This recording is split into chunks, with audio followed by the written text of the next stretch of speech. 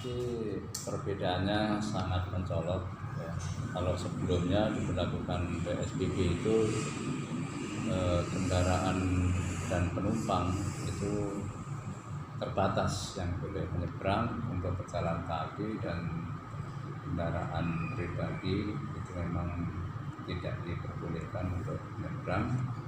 Adapun pengecualian yang menyeberang itu memang yang betul-betul mempunyai kepentingan yang mendesak, misalnya ada keluarga yang meninggal atau sakit atau kepentingan kerja, mempunyai surat izin perjalanan baik dari kesehatan maupun dari lingkungan dan juga dari instansi tempat yang bersangkutan bekerja.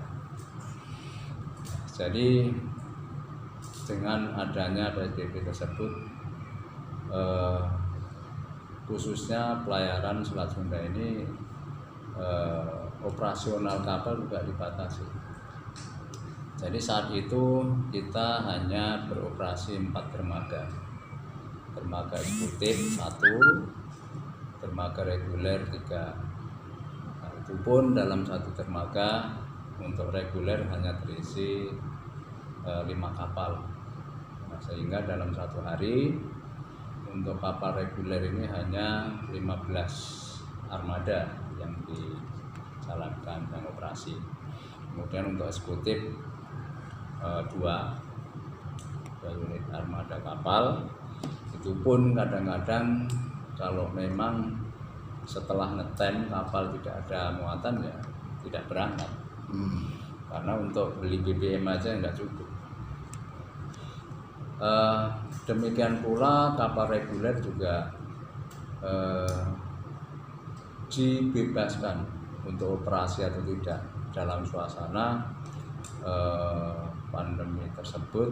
Tentu pasti ada kendaraan-kendaraan yang memang pertama memang karena adanya COVID-19 ini dengan ekspedisinya tidak diizinkan menyeberang, tapi yang sebagian besar adalah 9 bahan pokok itu ada, namun tidak sebanyak yang hari-hari biasa.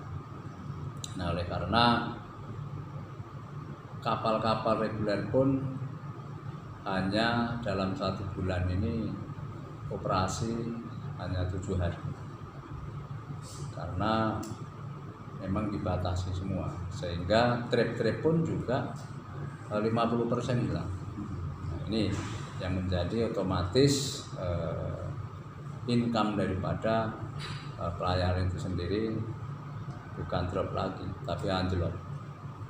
Nah, itulah yang menjadi perbedaannya, sehingga dengan diberlakukannya new normal ini sudah ada paling tidak tanda-tanda kehidupan untuk penyeberangan.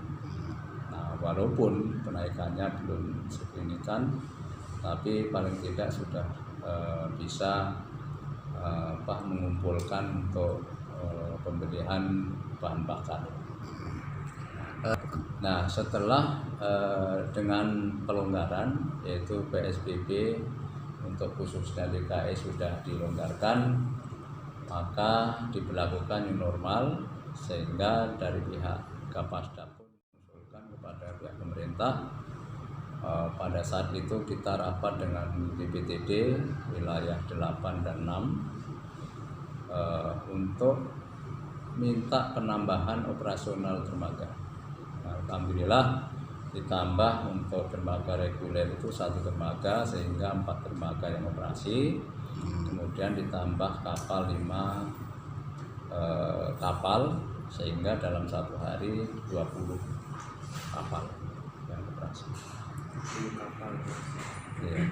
Untuk lonjakan dari masa PSBB ke new normal ini, untuk kalau dihitung persentase sekitar berapa persen? Lonjakannya? Iya. Kalau lonjakan masih di bawah 30%. Kalau untuk kendaraan pribadi, pickup dan kendaraan barang truk itu sekitar 30%.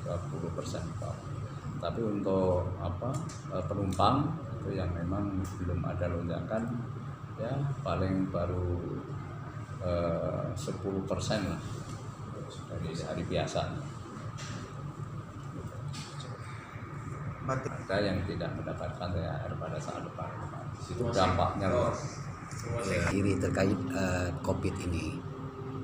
Yang jelas kami menghimbau pertama khususnya pihak pemerintah dengan adanya pandemi COVID-19 ini, kami sudah mengusulkan ke DPP ini yang mengusulkan itu agar bisa menghilangkan pajak-pajak yang selama ini memang kita tanggung, sehingga untuk mengurangi beban kami gitu. Nah, kemudian juga mengusulkan supaya segera diberlakukan untuk membuka tiket online. Nah, alhamdulillah ini sudah dibuka online. Ini nanti juga kami diundang oleh Dirjen Perhubungan Darat untuk Zoom meeting mengenai dengan telah diberlakukan new normal.